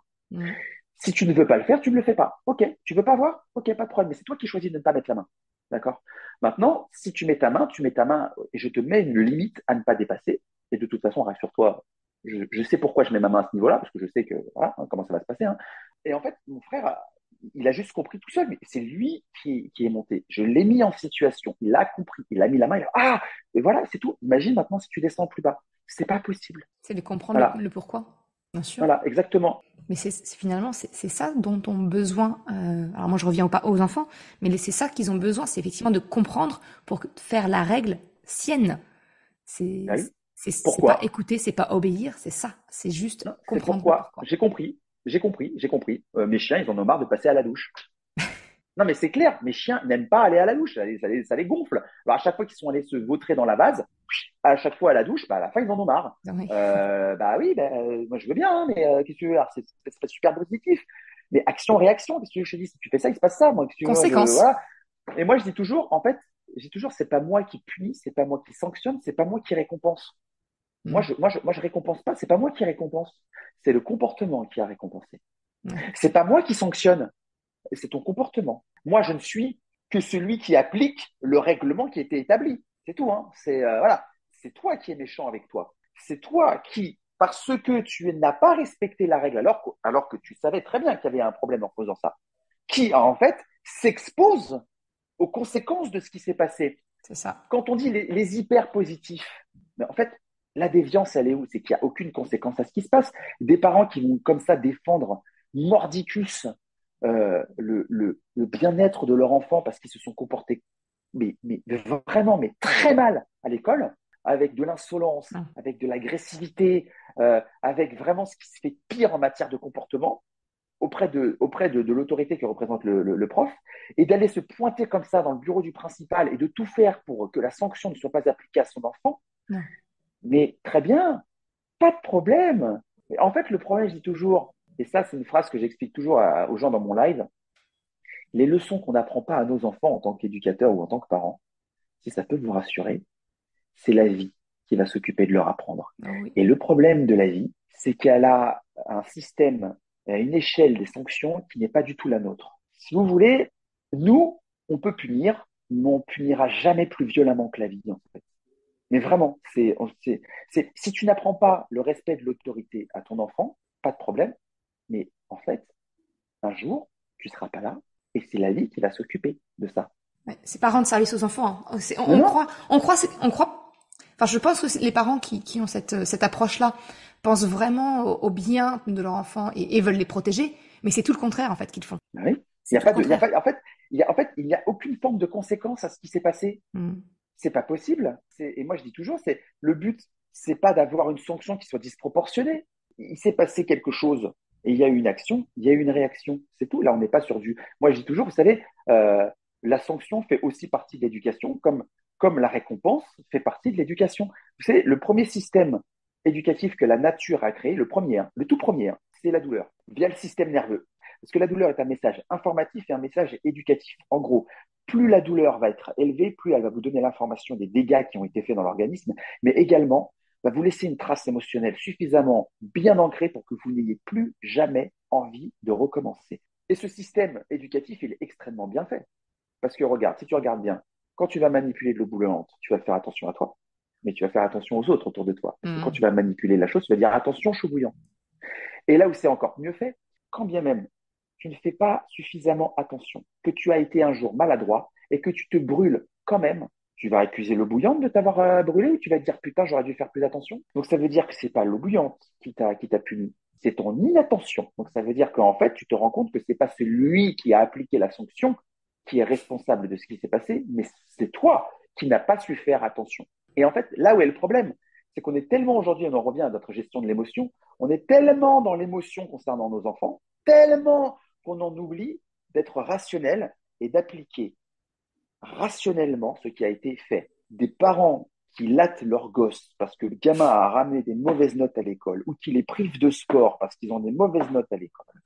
Je leur dis, mais déjà, je ne vois pas le rapport entre le coup de latte et la mauvaise note. Je suis désolé. Je ne vois pas le rapport entre la pratique de son activité physique et la mauvaise note à l'école. Je ne vois pas le rapport entre les deux. Voilà. Quand des parents se mettent à hurler sur leurs enfants parce qu'ils vous ont ramené un 3 sur 20, ils sont où les 17 points? Ils sont où les 17 points? Ok, pas de problème. Okay. Non, mais j'entends. Je peux te poser une question par contre? Ouais. Pourquoi tu lui as pas. Ils sont où les 3 points? Quels 3 points? Bah oui, il y a eu 3 sur 20, non? Bah oui, d'accord. C'était quoi les 3 points? Ah bah je sais pas, je m'en fous. Ah bah c'est mais con. non. Parce que c'est la piste pour savoir comment il a compris. S'il t'a ramené 3 points, c'est que sur les 20 points possibles, il y avait 3 trucs qui étaient bons. D'accord. Bon. Comment il a fait pour retenir ces 3 trucs? C'est ça, c'est exactement ça. En fait, on en revient à ce qu'on s'était échangé au tout départ, à savoir, on retient souvent plus facilement le négatif que le positif. Et en plus, là, c'est d'utiliser le renforcement positif pour cultiver ce qui marche bien déjà, pour aider à progresser. C'est comme, enfin, c'est apprendre à son enfant à apprendre. C'est pas juste Mais c'est la ça. menace, la peur. Mais exactement. Et puis, alors, faut accepter aussi, les gars, peu importe être humain ou animal, bah ouais, on n'est pas tous égaux face à la nature. Il y en a qui pichent super vite. Voilà. Il y en a qui... On a différentes formes d'intelligence. Ce que tu dis finalement, c'est que on apprend mieux, on est mieux disposé avec la confiance. Mais Et bien on sûr. a parlé de comment on construit, comment justement on arrive à construire ce lien de confiance, que ce soit avec l'animal ou avec notre enfant. Il y a un sujet éducatif un peu touchy. À l'époque, elle avait, je sais pas, peut-être 15-16 ans, quelque chose comme ça. Et ma sœur va dans sa chambre avec son petit copain et elle ferme là. 15-16 ans. Et alors que toute la famille était là, dans le salon. Et moi, je regarde ma mère et je fais, mais comment tu peux tolérer ça? Et ma mère, elle me regarde comme ça et elle me dit, déjà, tu la fermes, parce que je suis chez moi. Donc, déjà, bon, je dis pas que c'est bien, mais en tout cas, voilà, ça, c'était le propos de ma mère. Elle pose Déjà, ses limites à sa façon. Voilà, déjà, elle pose ses limites à sa façon. Et elle me regarde et elle me dit, je sais ce que fait ma fille, elle le fait sous mon toit. Si quelque chose de mal se passe, je suis là. Alors que si je lui interdis de faire quoi que ce soit ici, rassure-toi, elle le fera quand même. Mais ailleurs, là où je ne peux rien surveiller, là où je ne peux rien faire ni agir. Alors, je ne dis pas qu'il faut faire preuve de laxisme, mais la réflexion sur ce point de vue-là s'entend. C'est une réflexion qui s'entend. Je ne dis pas que j'étais d'accord avec ma mère à ce moment-là, mais en tout cas, j'ai compris son argumentation et c'était son choix éducatif de dire, au moins, ma fille est en sécurité pour faire ce qu'elle veut faire. C'est à un moment, et c'est pour ça que je parle de cette bulle de savon. Ouais. C'est-à-dire que, en fait, il faut qu'ils puissent voir à travers. Mais c'est leur vie. Voilà. Nous, on est juste là pour accompagner.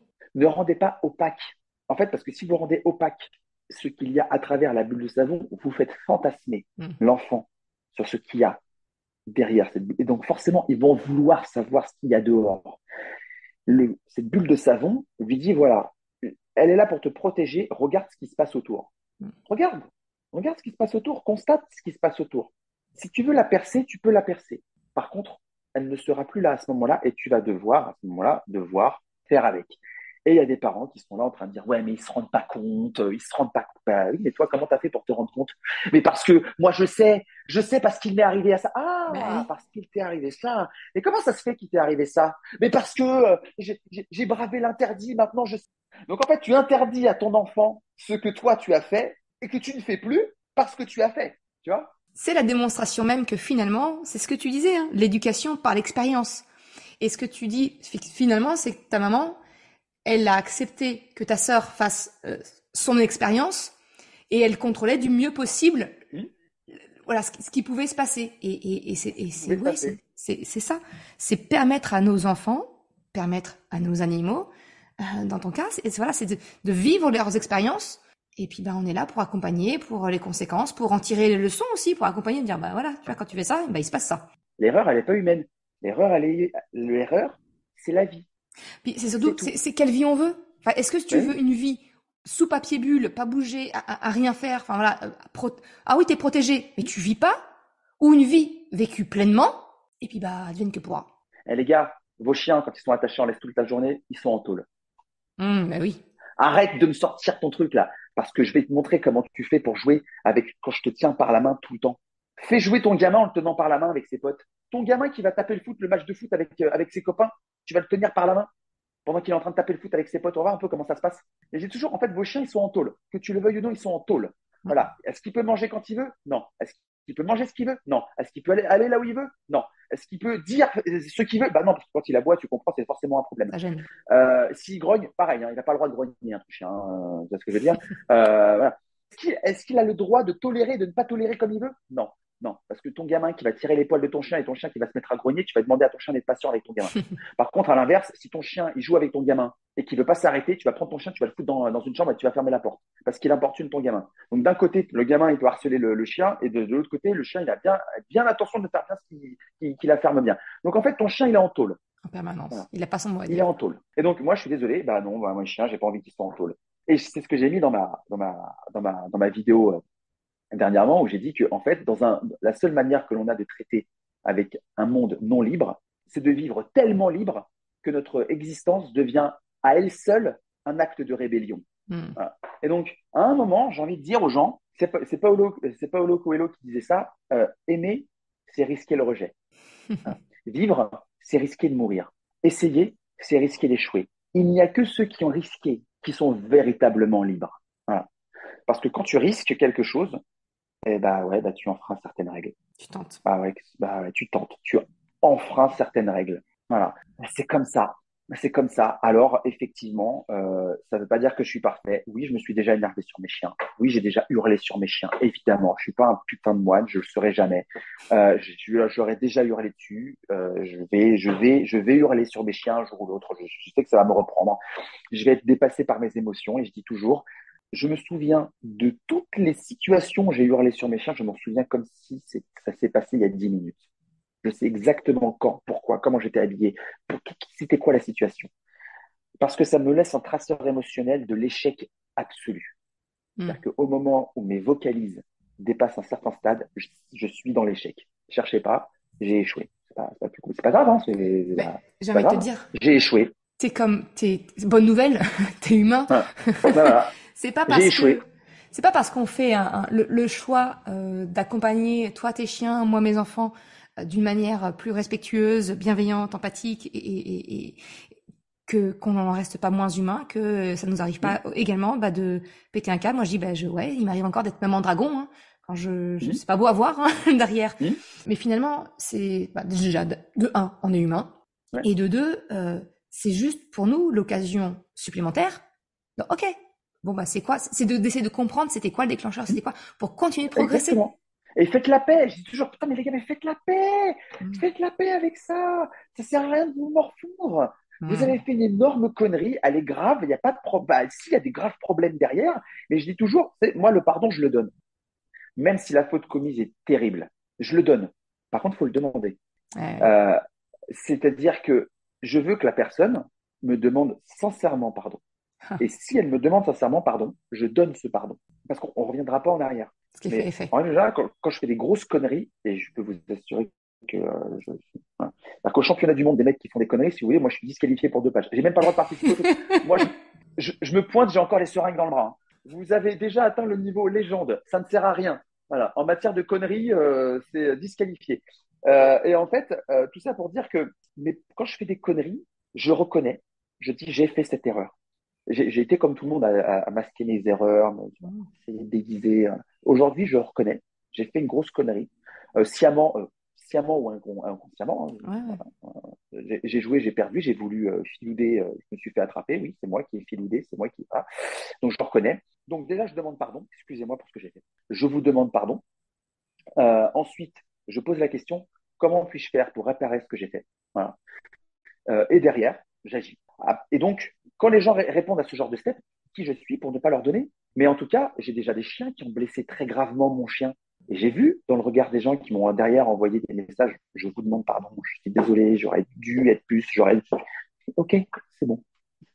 C'est pas vous qui avez blessé mon chien, c'est votre chien qui a blessé le mien déjà pour commencer. Vous n'y, je ne peux pas dire que vous n'y êtes pour rien, Mmh. voilà. Mais en tout cas, ce n'est pas vous qui avez fait acte de. Voilà. Mmh. Effectivement, vous auriez dû, Pierre. Mais ça s'est pas fait en fait. Mais je te rejoins complètement. Finalement, c'est enfin voilà, demander pardon, c'est souvent on se dit ah bah on demande pardon et hop c'est bon. Non, Hmm. comme tu dis, c'est ok. Je te demande pardon, c'est de faire l'effort de sincère, l'intention qui est derrière, et c'est de comment je répare. Hmm. Qu'est-ce que je peux faire? C'est quoi l'enseignement que j'en tire Hmm. pour pas recommencer 2 secondes Et après puis quoi. comprendre, quand vous Bah bien avez sûr. des enfants qui vous font des trucs de ouf dans le dos, je dis toujours, quand ils font des trucs, qu'est-ce qui fait qu'ils le font dans le dos? Non mais c'est ça la question. Parce que c'est ça en fait qu'il faut arriver à se poser comme question, c'est pourquoi est-ce que c'est fait comme ça? Pourquoi c'est fait dans le feutré? Pourquoi c'est fait dans le feutré? Mais l'interdit génère l'attrait, l'envie. Enfin Non mais c'est bien sûr, parce que le problème d'interdire, c'est que en fait, c'est que c'est pas compris. on en revient encore au pourquoi. Hein. La C'est pas compris. recherche, si on explique le pourquoi, tu tues le truc dans l'œuf, c'est fini. Il y a plus. J'ai un escalier, tu le vois, on enregistre en vidéo, tu vois, j'ai un escalier derrière chez moi. On a toujours vécu des endroits où il y avait des escaliers. Je n'ai jamais posé une barrière, ni en haut ni en bas, alors que mes enfants étaient tout petits. C'était pas, tu vois, pour eux l'escalier, il y avait rien d'intéressant. Après, on leur a expliqué comment gérer l'escalier ou autre. Hmm. Mais un interdit, enfin, c'est le meilleur moyen pour poser le focus de la Hmm. personne ou de l'animal dessus. Et dire, bah, ouais, mais il y a un truc. Il y a un truc. Et alors, pour les parents aussi, quelque chose qui fonctionne très bien, c'est ce qu'on appelle l'impuissance apprise. Mmh. Alors ça, c'est quelque chose qui est vraiment très fort. Alors, qu'est-ce que c'est que l'impuissance apprise ou la fameuse corde du cornac? Les éléphants, je ne sais pas si vous avez remarqué, en fait, ils ont ce qu'on appelle une corde autour du cou. À quoi sert cette corde? C'est absolument pas comme guidon, hein, parce que tu doutes bien que l'animal pesant plusieurs tonnes, si tu veux, ta corde là, tu dis que dalle avec ça. Ça se passe pas comme ça. Et ça retient l'éléphant dans sa tête. Quand il est bébé, tu prends la corde et tu lui attaches à la jambe avec un gros pied au sol. Et en fait, effectivement, quand il est bébé, il ne peut pas casser cette corde. Et en fait, il va grandir toute sa vie avec cette corde attachée à la jambe et au bout d'un moment autour du cou. Et en fait, au bout d'un moment, quand il a sa taille adulte, ta corde, elle sert plus à rien. Même une chaîne, hein, ça le retient pas. Mais en fait, depuis qu'il est bébé, tu lui as expliqué que tant que cette corde ou cette chaîne était présente à côté ou sur lui, il ne pouvait pas s'échapper. Et donc, en présence de cette chaîne, l'éléphant ne part pas parce qu'il est enfermé dans sa tête. Il croit fondamentalement que tant que sa chaîne est présente, il ne peut pas partir. C'est ce qu'on appelle la fameuse impuissance apprise. Et mon chien, par exemple, Sola, j'ai mis un temps faramineux pour lui apprendre à monter et descendre des escaliers, parce qu'il n'a monté et descendu des escaliers seul qu'à 11 mois. Parce que les vétos m'avaient dit qu'il ne fallait pas qu'il monte et descende, alors qu'en fait, c'est pas les monter, c'est les descendre, qui est effectivement peut-être dangereux de manière répétée pour leur Mmh. articulation. Mais une fois de temps en temps, ça va, quoi. Il va pas se péter les trucs. C'est répété continuellement que là, ça peut être dangereux. Mais moi, je suis allé dans un extrême, c'est-à-dire que je refusais que mon chien ne descende ne serait-ce que 2 marches d'escalier. Et donc, mon chien a développé une peur apprise de l'escalier qu'il a fallu derrière que je change. Déconstruire tout ça. Ah ouais. Effectivement, en fait, l'impuissance apprise, ça démontre juste finalement la force d'une croyance Hmm. qu'on peut développer, Complètement. et Chez qu'elle l'enfant soit ou utile chez ou le. inutile Ouais, d'ailleurs, ouais, ou dangereuse. ouais, mais bien sûr. Bien sûr, mais non, c'est un pouvoir qui est horrible. Moi, la puissance apprise, c'est quelque chose pour lequel je lutte, mais fondamentalement. Voilà. Souvent, on demande aussi à ce que nos enfants ou nos animaux soient parfaits partout. Bah non, je suis désolé, les gars. C'est un moment, il y a des combats que je mène et d'autres que je ne mène pas. Voilà. On change pas le monde Et comme ça en claquant des doigts. Enfin, c'est tout ouais, ça. non, mais voilà, c'est ça, ouais. Et puis il faut accepter les lacunes des uns et des autres, travailler dessus. Et quand tu vas commencer à travailler sur la lacune A, eh ben tu vas délaisser la lacune B. Et le problème, c'est que bah quand la lacune A sera plus une lacune mais une force, bah, la B qui était une force est peut-être devenue une lacune entre temps parce que t'as pas beaucoup. C'est pour ça qu'en fait, il faut que ce soit régulier de manière à pas laisser trop de zones de travail non À occupées, l'abandon, quoi. quoi. Mmh. Voilà. C'est pour ça que je dis, vous savez, des parents qui travaillent de 7h30 du matin à 21h30 le soir. Bah, forcément. Après, ça. Non, mais c'est un choix, hein. Mais attends, non, mais c'est un choix. C'est un Oui, mais il faut choix. en C'est avoir un choix de vie. conscience. moi, ce que j'aime bien pour nous, c'est qu'on fasse les choses en conscience. Voilà. Voilà. Il respecte pas mon autorité. Mais t'es pas une autorité, en fait. T'es pas présent. Donc, T'es pas une autorité. Gueuler, ça fait pas de toi quelqu'un d'autoritaire, hein. Ouais, mais c'est vrai. Ça fait juste quelqu'un de toi qui hurle. Mais ça fait pas de toi une autorité. En fait, il faut comprendre une chose, c'est que l'autorité, elle doit être respectable. Et le respect, c'est un sentiment. C'est pas une émotion. C'est un sentiment. Et comme tout sentiment, on peut choisir de l'avoir ou de ne pas l'avoir. Le respect, si tu viens sans, tu repars sans. Voilà, c'est comme ça. Voilà. Que tu le veuilles ou pas. Donc, tu peux gueuler tout ce que tu veux, tu peux taper tout ce que tu veux. Si tu n'es pas une figure, un exemple, une figure respectable, tu n'es pas une autorité. Dans ta tête, tu l'es, mais tu ne l'es absolument pas, comment dire, de manière constatable. C'est-à-dire que, pas tangiblement, comment je pourrais dire ça, c'est-à-dire que concrètement, voilà, concrètement, tu ne l'es pas. Et pour te donner un ordre d'idée psychologiquement, comment ça se passe, le coup, mon père était très violent avec moi. Et un jour, il me fait garder par un couple d'amis. Et puis, on est à table comme ça. Et je dis à mon petit frère, putain, mais tu me pompes là, hein. Comme ça. Les parents entendent ce que je dis à mon frère. Et là, comment ça s'appelle, le monsieur me dit, Thibaut, ça se dit pas de dire ça. Et moi, je le regarde, tout innocent. Je suis, ah bon, à la maison, on le dit régulièrement. Enfin, je vois pas pourquoi c'est un problème. Enfin, tu vois. Le monsieur est allé le répéter à mon père. Mon père, quand il a entendu ça, tu comprends, son ego, mon Dieu. Voilà, nous l'a pris dans la chambre. Et en fait, cette famille devait venir chez nous le soir, passer la soirée avec nous, avec les enfants de ce couple d'amis. Enfin bref, ça devait être super festif. Et moi, j'étais puni dans ma chambre. Et mon père est venu me voir pour me punir. Et ne pouvant pas me taper parce qu'il y avait les invités, il me dit, tu restes dans ta chambre, t'es puni pour ce que tu as dit. Je fais, mais je comprends pas pourquoi je suis puni. Je n'ai rien fait de mal. On le dit, cette phrase. On l'a dit. Tu l'as encore dit ce matin, tu l'as encore dit hier, avant-hier. Tout le monde le dit à la maison. J'ai pas menti. Je vois pas en fait ce que j'ai fait de mal. Et mon père, voyant qu'il était acculé, m'a regardé et m'a dit, alors écoute-moi bien, tu as le choix. Ou je te colle une trempe maintenant et tu viens avec nous passer la soirée, ou alors tu restes dans ta chambre et je te tape pas. Bah, qu'est-ce que j'ai fait? J'ai regardé mon père et j'ai dit, ok, cogne.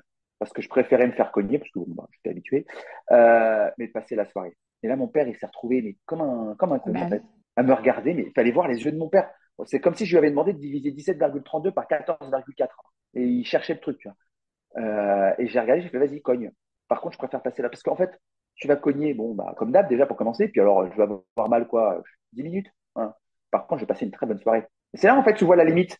Oui. Tu mets face à son aveu de faiblesse. Enfin, Là, c'est là où tu vois la limite du raisonnement, en fait. Ton coup, bah, d'accord, ok, ouais, bon, bah, ça fait mal combien de temps? Puis en plus, tu t'habitues. Le problème avec ce qu'on appelle le négatif et le coup, l'électrocution pour les chiens, tu sais, avec les colliers, tirer sur le truc, c'est que tu t'habitues. Donc, comme tu t'habitues, tu réponds moins. Comme tu réponds moins, on tape plus fort, on augmente l'intensité. C'est l'escalade. Voilà, on augmente l'étranglement. Elle est où la limite? Elle est où la limite?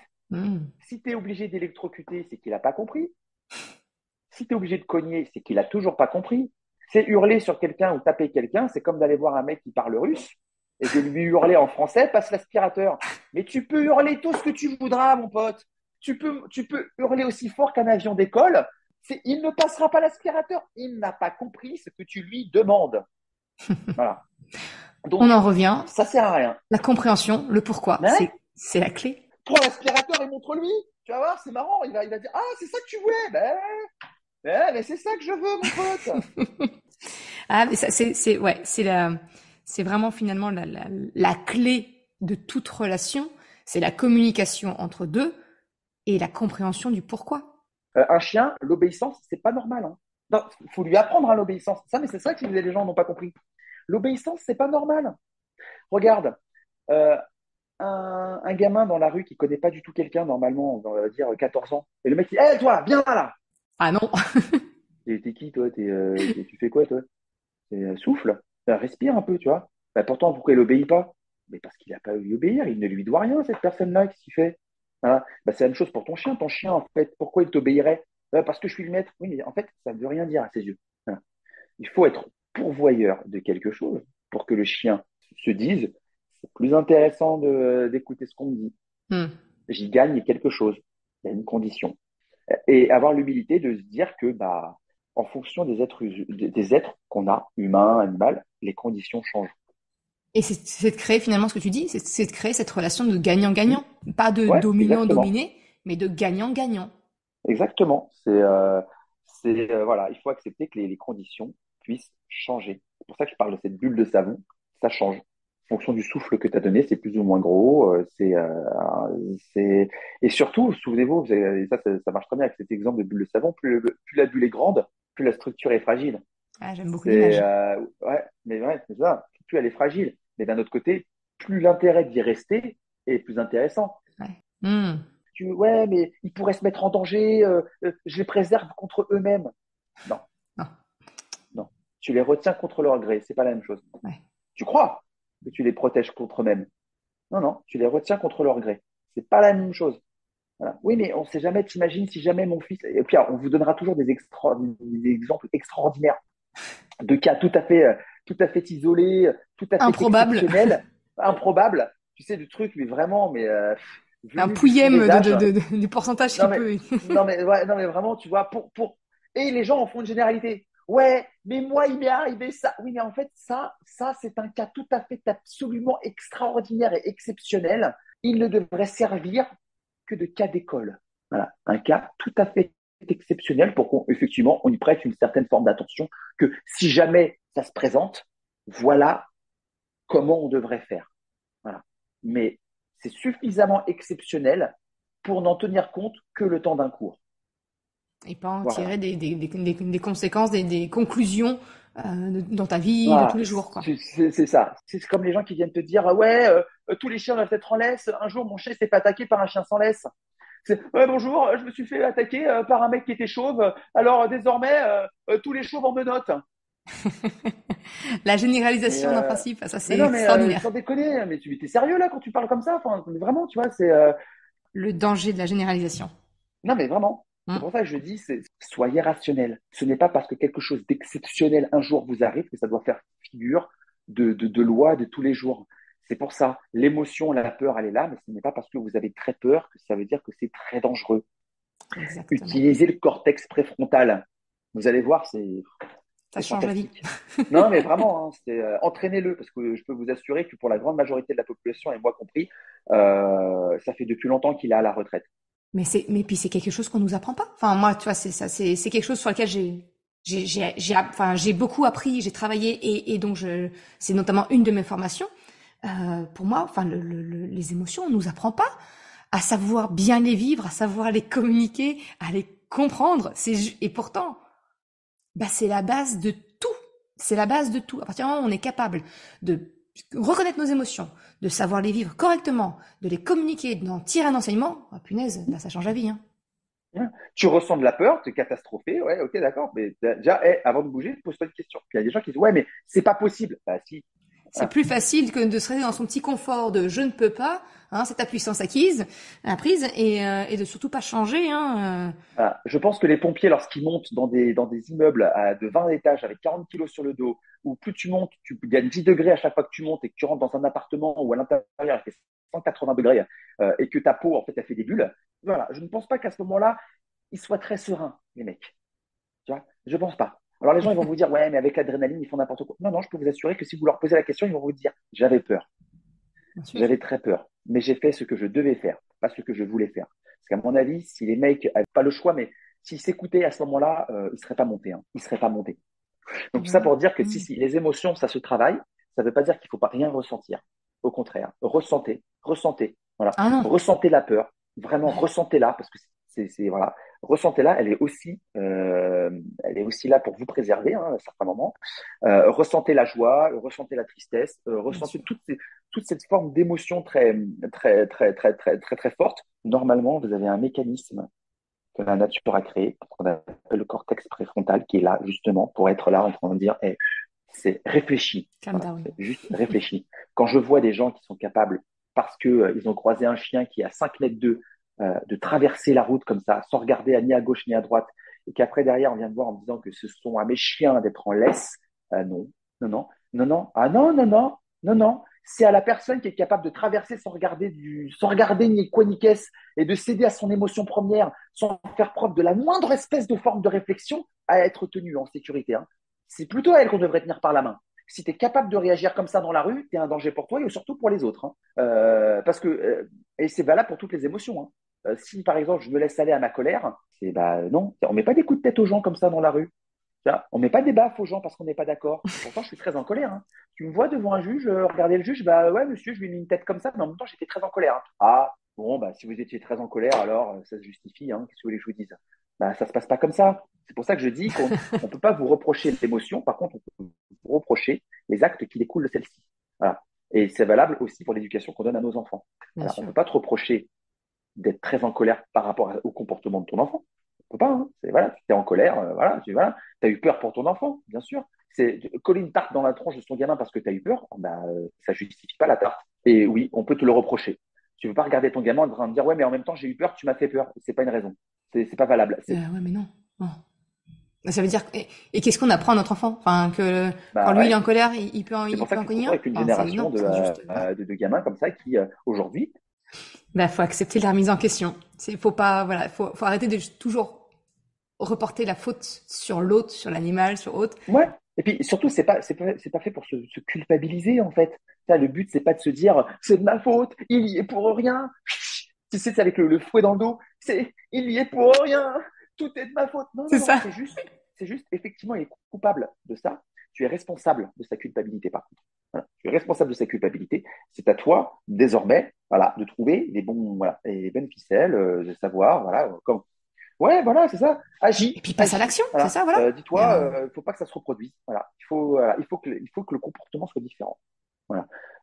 Et c'est de ta responsabilité que d'arriver à faire en sorte de trouver des parades. Point à la ligne. Et puis, tu sais, il y a une phrase qui est un petit peu, pas forcément hors contexte, mais on peut la retrouver, on peut la tourner sur de l'éducation. Il est plus facile de souffrir sans raison que de trouver une raison d'être heureux. Tu vois? C'est la même chose hein, Oui, avec l'éducation. En fait. bien Il sûr. est plus facile de dire que l'autre ne comprend pas que de trouver une solution pour faire en sorte qu'il ait compris. Voilà. Faut C'est plus faire en sorte facile de qu'ils dire c'est comprennent. l'autre qui peut pas. Il peut Bien pas, il est sûr. trop con. C'est beaucoup plus Il est trop facile. con. Voilà. C'est comme ça, c'est la race. Ça, c'est beaucoup avec les chiens. Ouais, si mon chien il est comme ça, c'est la race. Alors, je vais vous annoncer quelque chose. En tout cas, je ne sais pas si j'ai raison, mais c'est quelque chose auquel je crois fondamentalement. Euh, c'est que, en fait, la race n'intervient pas dans le savoir-être. On est d'accord. Bah, si je fais le parallèle avec la parentalité, tu vois, ça veut dire, moi, je le dis moi-même, hein, mon grand est un hypersensible. Oui. Mais c'est pas parce qu'il est hypersensible Hum, que je dois accepter et que je hum, dois le laisser hum, vivre ses hum, émotions, ces tempêtes émotionnelles qu'il peut avoir. hum, Non. J'ai envie de me dire, d'autant plus hum, parce que il a cette hum, caractéristique-là, c'est encore plus important que hum, je lui apprenne à savoir les vivre, à savoir les communiquer. Alors, c'est pas parce que ton fils, il était TDAH, ou ton enfant était TDAH, il hum. est HPI, peu importe sa spécificité, ben c'est pas une excuse. C'est une raison de plus pour mettre en place ce qu'il faut pour l'accompagner, pour savoir vivre et savoir être, comme tu le dis. C'est un caractère, quoi, si tu veux. Enfin, pas un caractère. Je n'arrive pas à trouver mon terme. Voilà, c'est une caractéristique. Voilà, c'est une caractéristique. Voilà. Oui, si, c'est une option. Voilà, c'est une option. Il faut faire avec. Voilà, il y a ça. Hein. Voilà, il faut faire avec ça. Mais il faut composer avec. Voilà, ça fait partie d'eux. Voilà, ça ne veut pas dire qu'il faut laisser aller. Ouais, mais c'est comme ça. Non, non, non, on arrête ça. Ça, tu le prends. Hein, Ah non, non. l'épingle, là, tu la prends comme ça. Non, non, non, tu la mets pas sur le mur à côté, Bullshit. tu la jettes vite à la poubelle. C'est comme ça. Non, c'est comment faire avec ça. Exactement. Et ça change, enfin, ça Cela, change il est tout. très calme. Je sais qu'à certains moments, il peut vriller pour certaines choses. Il y a un rapport particulier avec la nourriture. Bah, je fais avec. J'essaie d'anticiper. J'essaie de comprendre. J'essaie de changer progressivement cette perception de manière à faire en sorte que ce soit moins handicapant pour lui. Parce que je vous rappelle quand même que les personnes en souffrent beaucoup. Souvent, les gens ils sont enfermés hein, là-dedans. C'est quand même eux qui doivent dealer avec ça. Hein. Enfin, tu vois, ils doivent faire avec.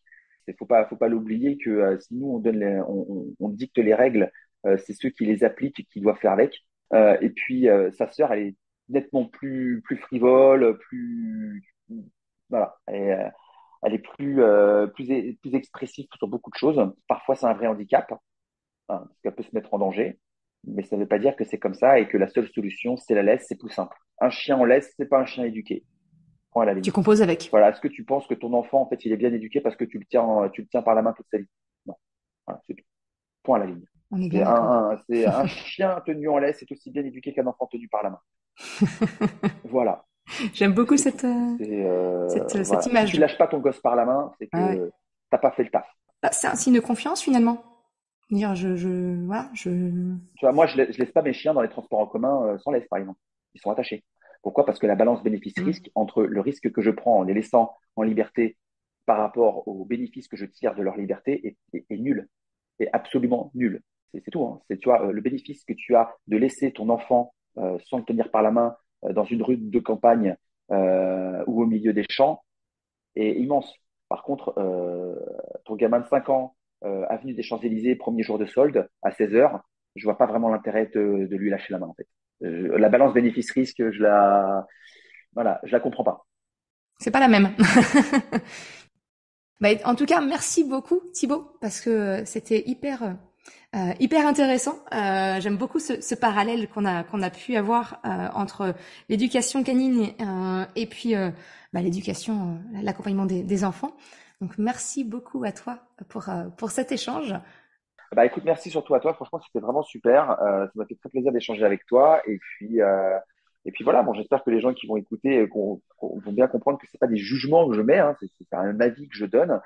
Que chacun, je pense, voilà, fait ce qui lui semble être le mieux pour éduquer ses, ses, ses enfants. Mais je pense que la meilleure question qu'on peut poser à son enfant, c'est pourquoi. C'est ça. Le pourquoi. Je pense que c'est vraiment le mot clé, c'est pourquoi, comme tu le dis. Et je te rassure tout de suite, les personnes qui écoutent ce podcast, je leur parle souvent de changement de regard. Donc, je pense bien qu'ils ont pas pris ça pour du jugement, Exactement. mais pour une proposition Ouais. de changement de regard. Et c'était tout l'intérêt pour moi de te recevoir sur le podcast. Alors, merci pour ça. Merci, c'est gentil. Merci Thibaut. Bye bye. Merci d'avoir écouté cet épisode jusqu'à la fin. Tu retrouveras les liens mentionnés en description de l'épisode ou bien dans sa retranscription sur le site merrecredi.com. Si tu as aimé cet épisode, s'il t'a été utile, je t'invite à le partager, à en parler autour de toi. Ou, si le cœur t'en dit, de me laisser un commentaire et une note de 5 étoiles sur Apple Podcast ou Spotify. Cela me permet de faire connaître le podcast et m'encourage à progresser. Un grand merci à celles et ceux qui prennent le temps de le faire ou de m'envoyer un message privé si leur plateforme d'écoute ne le permet pas. Je te souhaite une excellente journée, après-midi, soirée, quel que soit le moment où tu écoutes et je te dis à la semaine prochaine pour un nouvel épisode. Ciao!